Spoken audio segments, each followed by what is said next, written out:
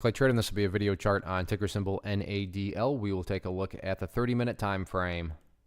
Real quick, what do I mean by 30-minute in case maybe you're new to charts? Instead of each one of these candlesticks here representing 1 day's worth of price action, which is what you would normally see, each one represents 30 minutes. So while this here may look like several days worth of time, it's actually just today's price action broken down into 30-minute time slices.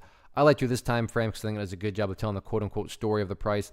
And in this situation, makes mapping out a very logical question quite straightforward. And that question revolves around the fact that today made a very, very nice move. I mean, when you consider where the price was going into the day and where it ultimately closed, yeah, I get it. There was a bit of a pullback. But still, where it closed today relative to where it was yesterday, any rational person is going to say, yeah, that was definitely a nice move on the bull's part. But that leads to the rational question of, but is there any sort of true power behind this price movement? Is there any sort of genuine strength?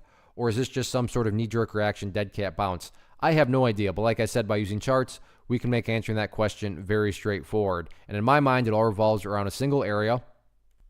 And that area is here at, what is that value? $1.20. Why is $1.20 so important? Well, hopefully we can all agree on the logic that price movement with genuine strength, with true power, the price is going to progress forward. The price is not going to go back to where it was.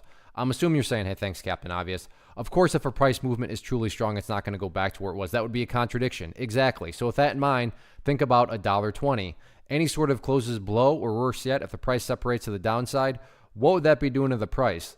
That would be putting the price literally right back into this range that it just broke out from. Again, going back, not a sign of true strength. Or let's say this happens, not saying it will, but let's just pretend.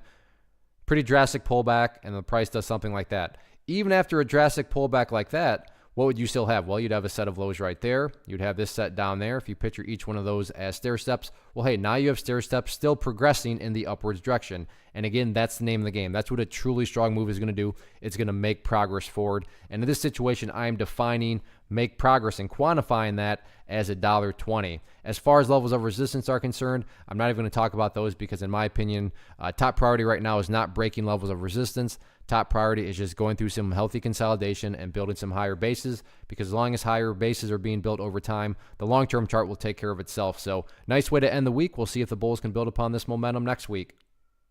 One of the biggest questions I get is, hey Clay, how do you find the stocks that you trade? So what I've done is put together a free resource guide where I talk about the tools that I use to locate stocks that I find interesting and think may have potential. So if that sounds like something that could add value to you as a trader, then click on the image that is up on the screen right now and I will email you the guide. The guide itself is very short and to the point, and best part, it's completely free.